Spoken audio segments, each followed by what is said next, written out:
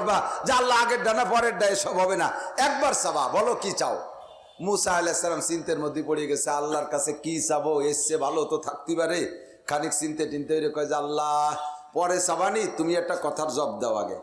কয় কও কি কও। আল্লাহ আমি যদি তোমার জায়গা হতাম আর তুমি যদি আমার জায়গা হইতে, আমি যদি আল্লাহ হইয়া তুমি মুসা হইতে, আর আমি যদি তুমি মুসারে এই প্রস্তাব দিতাম, তুমি কি চাইতে তাই কও, আমি তাই চাবো।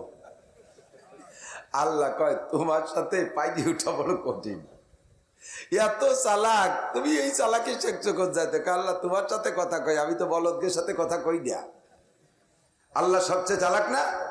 ও দোস্ত, আল্লাহ বলেন যত চালাক আছে সব চালাকের সৃষ্টিকর্তা আমি আল্লাহ। কথা বলেন ঠিক?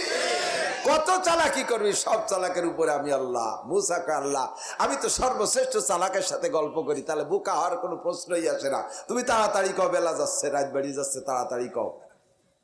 কয় মুসা আমি যদি মুসা হতাম আর তুমি যদি আল্লাহ হইতে আর আমার কাছে এই প্রস্তাব দিতে, তাহলে আমি তোমার কাছে সুস্থতার সাথে, পূর্ণ সুস্থতার সাথে লম্বা হায়াত চাইতাম। মুসা আলাইহিস সালামকে আল্লাহ তাহলে এবার যার যার জায়গায় সেই সেই যাই, আমি এবার মুসা হইয়া তোমার কাছেও সুস্থতার সাথে লম্বা হায়াত চাই। আল্লাহ বললেন কত হায়াত চাও বলো। কয় আল্লাহ তুমি কি পরিমাণ দেওয়ার জন্য প্রস্তুত আছো। কয় তোমার গায়ে যত লোম আছে প্রত্যেক এক একটা লোমের বিনিময়ে 100 বছর করে হায়াত দেওয়া হবে, তাতে যত দিন লাগে অতদিন।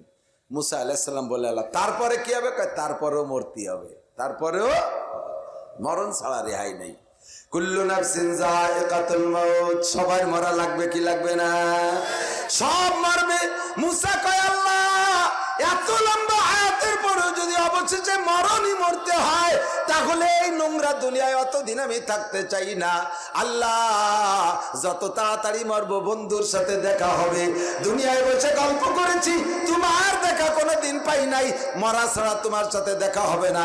কাজে আবার অত হায়াতের দরকার নাই, আজরাইলকে পাঠিয়ে দাও। মুসা নবী আলাইহিস সালাতু ওয়াস সালাম ওই জামানায় তার সবচাইতে বেয়াদব ছাত্রর নাম হলো ফেরাউন।